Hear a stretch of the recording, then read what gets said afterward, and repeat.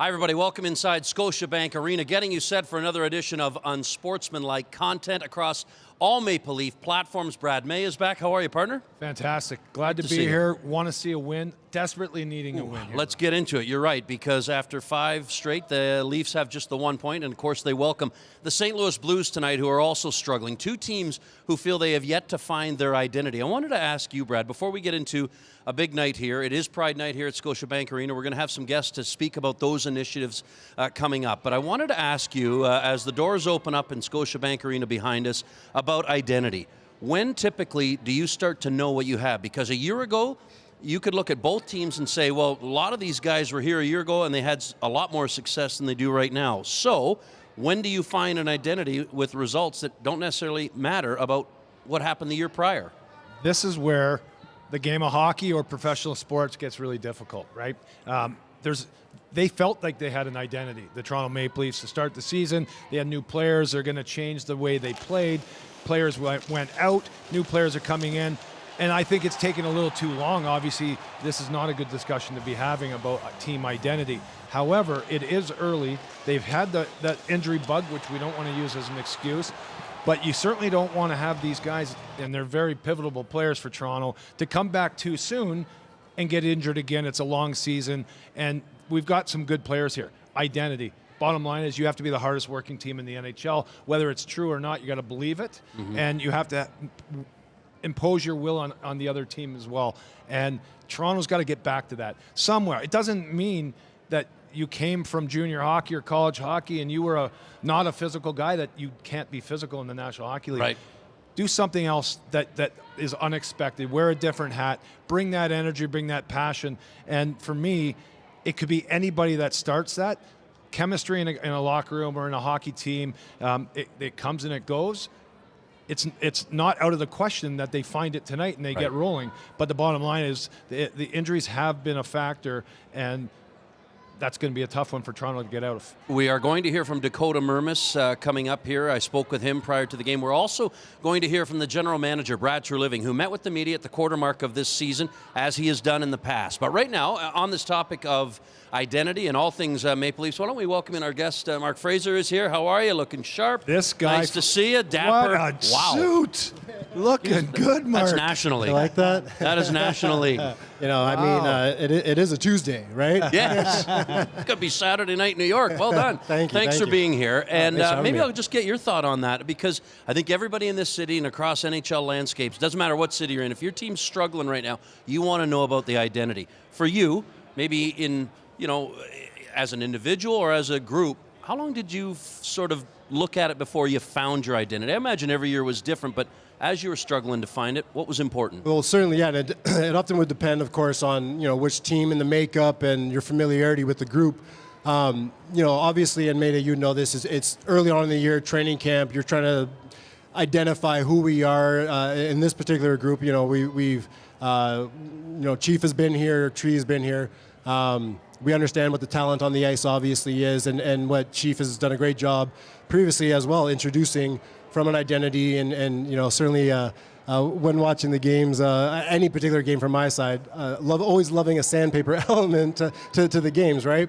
But I think it's identified early on, and regardless of how a season might start, what I can remember feeling in a locker room, especially one that, coming off of recent success in previous years as a collective cohort, knowing and trusting the talent that is in the room.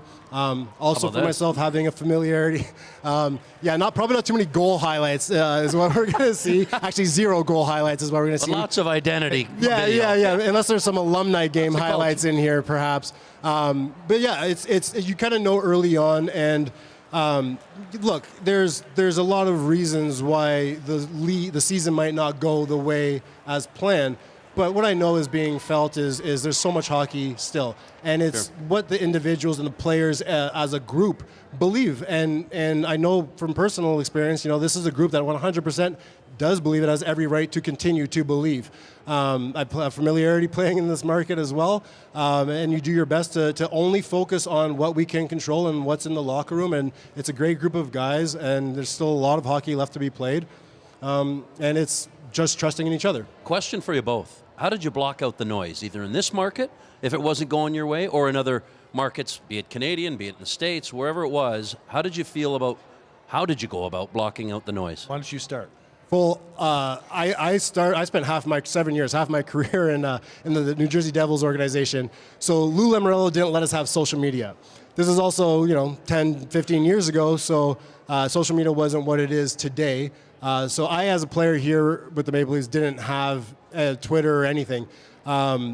But it still hits you. You're turning on TV, and the last thing I might have been watching was a football game on TSN, and in the middle of the afternoon the next day, they're talking about the Leafs, and my name gets mentioned in a negative way. It's hard sometimes to block it out, but again, it's when you believe and know just the talent, the individuals, the care you might have for the people beside you, and not every team is like this, but when you're on a good franchise and in a good locker room with a good group of guys and lots of talent and capability, it's easy because you feel, well, to a degree, because you feel like no one knows what actually the truth is within these 25 individuals. Really good point. It's the staff, it's the trainers, the coaches, the management, and the players themselves. We can all have an opinion of what we think should be done, what decisions should be made, a style of play. But there's so much happening that even myself in my position right now with the franchise just isn't aware of, because I'm not one of them in the locker room. Right. So it's really just, it's difficult in a big market. It is. You hear NFL quarterbacks talking the same thing. Like, it doesn't matter the sport. It's difficult, but it truly just comes down to, as a player, there's really only about 30 people who actually know the reality of our situation, that we every single day are showing up and trying to get those 2 points, trying to be the best and trying to continue to be better each and every day. So you just have to remain confident. It doesn't really matter what anyone else thinks. It's what we here think. Right. Real quick, how'd you block it out? Yeah, for me, there are difficulties, but when I see difficulties, I see an opportunity for a player to step up and make that difference. Just because you're a skilled forward, we hear this all the time, the Toronto Maple Leafs are skilled.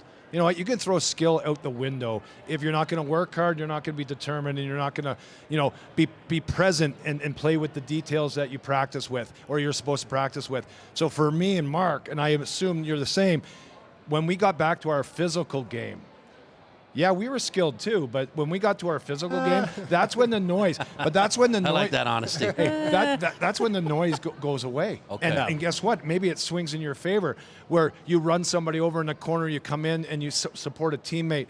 You don't have to be a jackass or and do something stupid, take penalties. By the way, this team's taking too many penalties.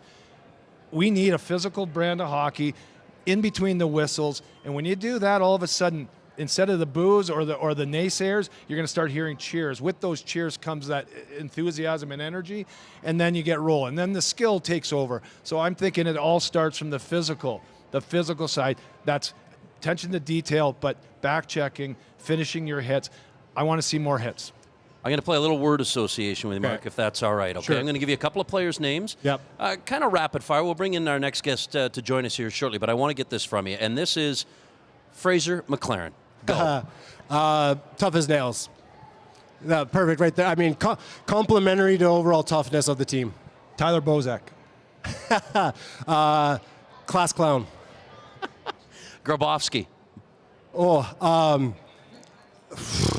I don't have the word, but it's to quickly describe Grabo. I mean, phenomenal on the ice, great talent, but just I don't want to be a hockey bro, but a beauty. Yeah, okay, Yeah. Dion. High pitched. Which means? Come on, guys. Yeah. I love you, Dion. I'm sorry, man. I love you. Good stuff. Okay, why don't we, we're kind of informal here, but we've got a next guest. I think Brock is here. Brock McGillis, come on in. Come on in. No form. We don't have intro music. How are you, Brock? Nice to see you. We've got a Brock. marching band How are you? coming, but Good to that's, I think, right before we... I saw you put that up for me, so I thought maybe there'd be intro music. And then we're just going to let all the balloons fall over us.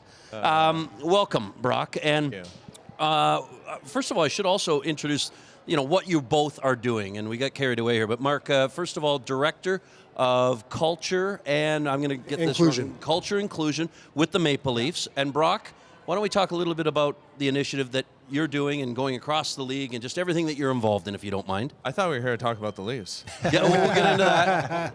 Yeah, so I'm doing my shift makers program, and in the last few years, I would go to 100 hockey teams in 100 days across Canada. In year one, I did 103 in the 7 NHL cities. Last year, I did 150 coast to coast, and this year it's expanded to over 250 teams in 200 days, where we focus on challenging players' bravery and courage, brave enough to not laugh at stuff, bully each other, brave enough to stand up when somebody steps out of line, building that culture that you're talking about. Yes. Brave enough to be themselves in the locker room, because the more you can be yourself, the happier you are and the better you play. And it also leads to inclusion of LGBTQ+, BIPOC, women and men's spaces, et cetera, et cetera, et cetera. Here on Pride Night at the Scotiabank Arena, I wonder if you've seen, and maybe I'll open this to all three of you and your involvement in the game at varying levels, but I wonder if you've seen a real shift in an understanding, a tolerance, an acceptance, an open arms mentality since you started, since you played, since you got involved in this role, since you started this. Where have you seen the biggest growth and evolution in this, in terms of an acceptance? Well, when you played, do you think we'd be having this conversation? No, so You know, it's a good, like, it's a great point. Real, yeah. Yeah. Yeah. So we have this has progressed.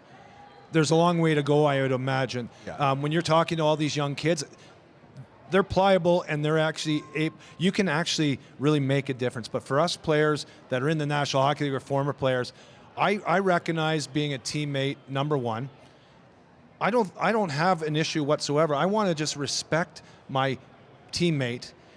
It's not about where you go, what you do in your own personal time. It's about the shared belief and beauty of the game of hockey. Totally. Have you seen a change since you've started this tour, making a difference with the youth, but then of course as it graduates up the scale? Yeah, of course. Like 10 years ago, I came out as the first gay men's professional hockey player, and the evolution I've seen in players in that time frame since I came out is drastic. I think we still have a way to go with the language part of it. I think we have some habits that players need to learn to evolve, but I think they're more inclusive at the thought of a gay teammate or somebody who's different than them in the locker room, and that's pretty cool. Like, I'll have players ask me, like, I'll be in major junior professional hockey rooms and they're like, do you have a husband?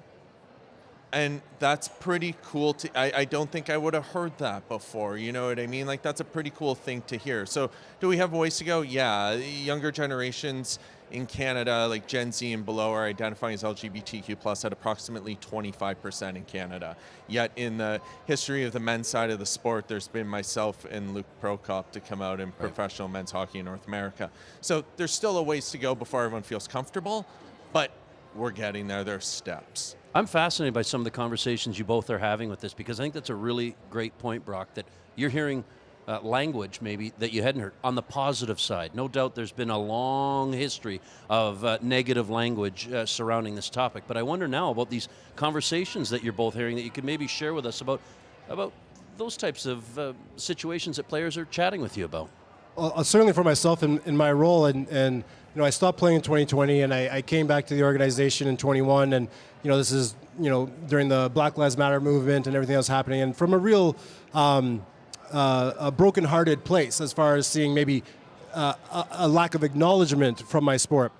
But to be honest, mic on? Yeah. Well, I'll just keep going. Yeah. What I was acknowledging was the locker room was different. I last was playing here in 2014. I came back in 2021. The Maple Leafs at that time, we had the most female staff of any NHL team. We had there's members within the locker room, within our organization and our employee body who were from the 2S LGBTQ+ community.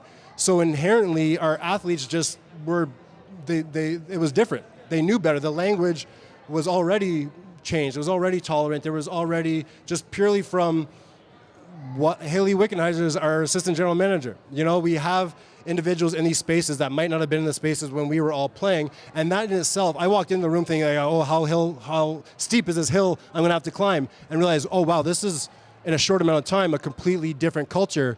And credit to previous management and leaders as well for helping set that tone. But in hockey, we talk a lot about family, right? Like we're our brothers and everything, and we're family. So when I'm trying to work with guys and on this topic, I introduce, if you had a family member who was hurting, but maybe hurting silently for a reason because they just couldn't feel comfortable sharing with their family what that pain was, wouldn't you want to be there and support? And of course, unanimously, it's yes. So, it's a matter of just showing that it's okay. Like hockey players, realistically, no matter where you are, we're all somewhat cut from the same cloth. But there are these identifying differences that don't always get to be expressed. And that you wouldn't want someone in a crucial 2 minutes left in the game, D-zone face-off, having their mind be elsewhere because of something that about it earlier happened in the game, in the locker room, on the walk-in from the parking lot. You want them focused on that task, on the job, and part of that is just understanding language, just the acceptance, but making sure you're letting each other know, not being silent about it either. And it's interesting to that point. I talk a lot about family, brothers, sisters in these rooms with kids to adults. And what I've realized is we conform a lot in our culture. I bet you can pick out a hockey player anywhere you go. They dress the same, talk the same, walk the same. They talk about 5 things in the locker room, guys' locker room: women, video games, partying, sports, and music. I'm like, well, you're a family? Tell me something you typically wouldn't tell the boys about yourself. Something you like, something you don't like, something about you. And the things we're seeing in these locker rooms, whether it's struggles they're having, whether it's things that may be going on in that room where they can't be themselves and they don't feel comfortable. Well, how can we create a space where across the sport where LGBTQ+, BIPOC, et cetera, feels comfortable in the room to feel their best, to play their best, if the straight white bros don't feel their best to play their best, Last one for you, and then I think I wouldn't mind maybe having a chance to kind of plug the work you're doing either through websites or what have you. But real quick, what do nights like tonight do across the league, across the sporting landscape when you do have Pride Night? Maybe a specific effect that you've noticed. Well, I was just talking to people from the Toronto Gay Hockey Association. Their league's growing every year. They're continuously growing because adults come to me and they're like, I left hockey because of how I felt in the sport. They're refinding a love, and that's going to lead to kids who now feel like, hey, maybe I can play the sport. Maybe if I don't feel safe enough in a locker room, I can find that league and I can be a part of it. I remember last year we sat down with kids from Friends of Ruby, and a lot of these kids are unhoused youth that are in a shelter. And one of them that was sitting beside me had season tickets growing up to the Leafs and came out as trans and was kicked out of their home. And now we're sitting there, we're watching the game together, and they got to experience that, and they were like refinding their joy of hockey in the moment. And it was almost comforting for them. And that was pretty cool and powerful to see.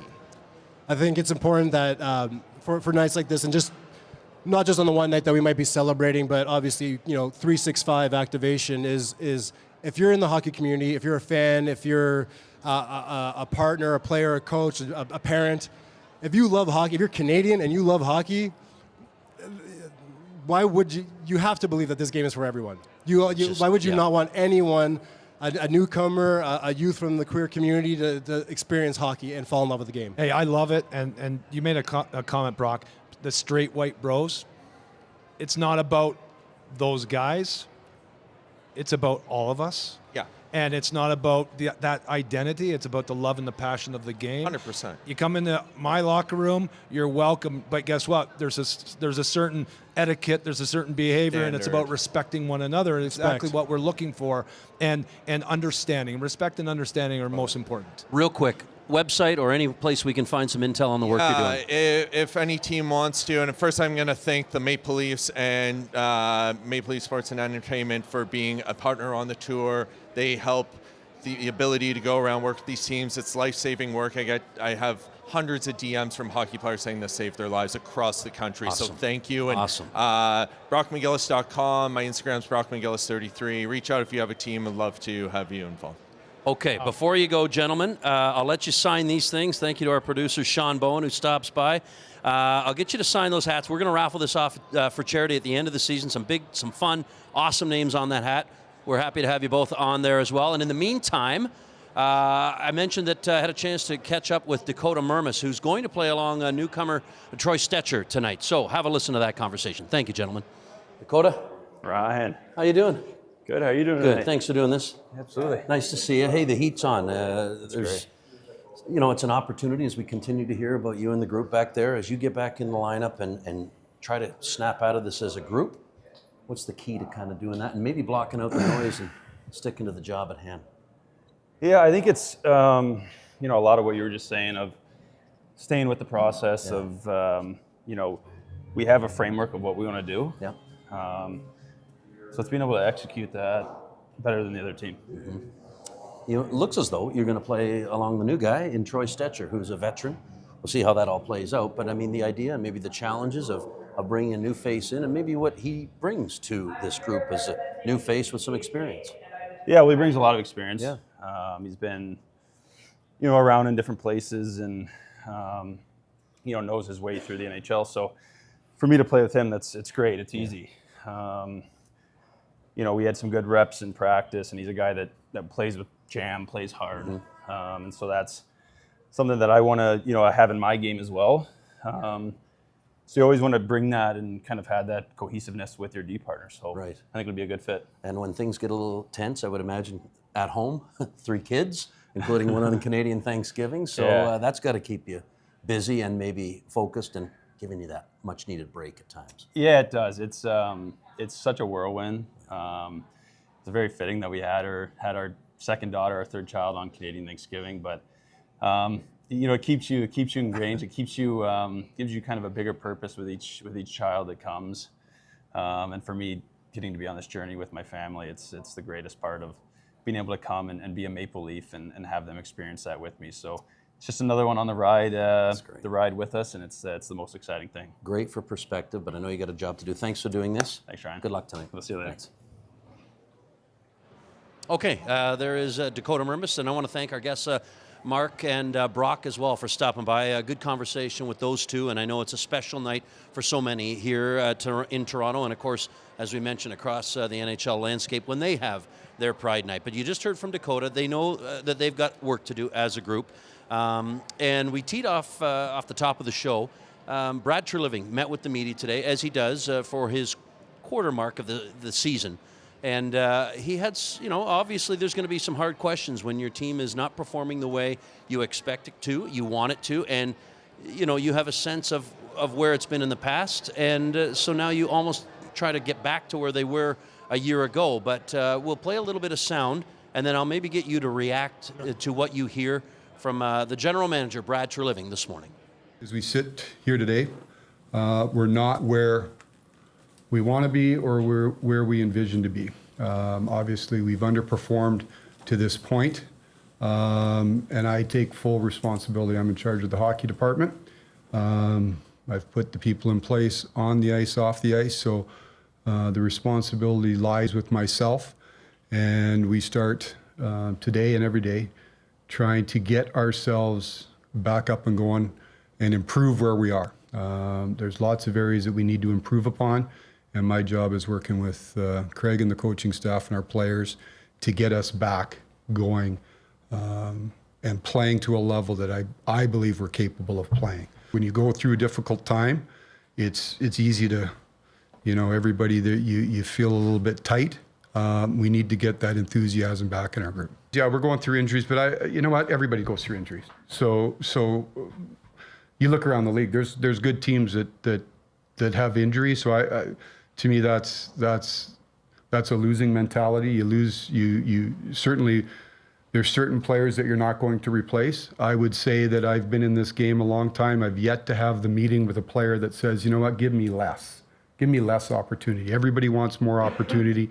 Everybody wants, more, a bigger role.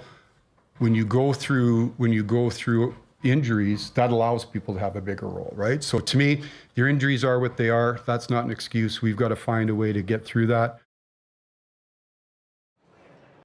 Okay, that was General Manager Brad Treliving. He also mentioned today to some of those wondering, and I know it's out there about the head coach, he said, we have all the faith in the world in Craig Berube right now. So what were the takeaways there, and maybe some other highlights that you heard from Brad this morning? Well, listen, first of all, I really like Brad Treliving, and I like Craig Berube. Bottom line, it is a results business. Yeah. And what I most like about that conversation was Brad Treliving didn't sell anybody out. He has his coach's back. He didn't go after his players, although he identified that. And by the way, if you're a player, you know exactly who you are and what you need to do. And it doesn't just happen. You have to put in the work and get some breaks along the way. But as a general manager, he didn't sell out his guys. This is a quarter pole. He could have snapped after this 5-game little run they've been on. And I like his tone. Bottom line is, I'm sure the tone's different in the locker room, and the attention to detail has to be there for the players. If you want to play, you've got a lot of injuries. You can sit back and you can say whatever excuse you want. If you're a winner, you're not going to rely on them. And if you're actually a losing attitude, you're going to make excuses. Yeah, your best players have been injured, but that gives an opportunity for the next guy to step up and play. Tough thing is, it's the best league in the world, and other teams are doing the best they possibly can as well. It doesn't get any easier. Well, but you know what? It's early. Sorry to overtake this. I think this team has to find a way that it's not about trying to work hard. Get that word try out of your vocabulary. You either do or you don't. Show up today, be the hardest working player that you can possibly be. If 20 guys do that today, you got a chance to win. And then you get confidence and you move on, and momentum builds from there. Well, the news gets a little tougher, too. With all of this in mind, as you know, tonight confirmed no Matthew Nyes in the lineup. Now, he has not been up to the standard that he's used to of late, but he is out with a lower body. We'll monitor that in terms of a timeline. But now you've got to bring in Sammy Blais, who's probably one of those guys who's either, as good, above, or what you hope and expect from a player. There's not a lot of guys on this roster right now who would meet that criteria in terms of being better or as good as they need to be. A lot of guys are below that standard. Sammy Blais will draw in. He's been probably what you expect or better than that. Now they got to rally. Hey, this guy's chomping at the bit to actually make a difference in this market. This is his old team. He's going to be fired up to play, and there's so much more to play for. And you're right. The excuses, they're there for you. But your best players, a lot of them are not playing. Well, you know what? As a team, you got to win as a team, and you got to stop the puck. There's some great stories in this locker room as well. Nick Robertson, this guy shows up. He's another that's been the first player on this team that had adversity hit early. It's Nick Robertson, and he's actually battled himself through it. He's got the most energy, he's got the most passion, and he's actually performing at a great rate right now. I like this story. I hope his teammates can rally and feed off of that. Not lost in all this, and we touched on it, but maybe a thought from you on Troy Stetcher, a veteran, just under 600 games under his belt at the National Hockey League level. This is his 4th Canadian market stop. He's been around. I like that he plays with a little jam. He's talked about playing with a chip on his shoulder. He's played in an area a couple of times that you know well in Arizona. This is a smaller player who never takes his foot off the gas. No, and the other part of it, and by the way, being a good teammate is an intangible that every good team needs, and Troy Stetcher is that in spades. His teammates love him. His work ethic's there. His focus is there. This guy, it's a new team, new system. Everything's new. He's done it before, though. He's comfortable in the uncomfortable. And for Troy Stetcher, this is a player that can impart those experiences on the other young defensemen that he's going to be playing with. I can't wait to see what he does. And listen, as a Leaf fan and someone who wants to see them do well, he doesn't have to be a world beater anywhere either. He just has to show up and be himself. He's going to bring the energy and the passion. And I'm telling you one thing, he's got integrity, and I can't wait to see him play. And back-to-back Stanley Cup final trips as well with the member of the Edmonton Oilers. Okay, real quick, want to read this?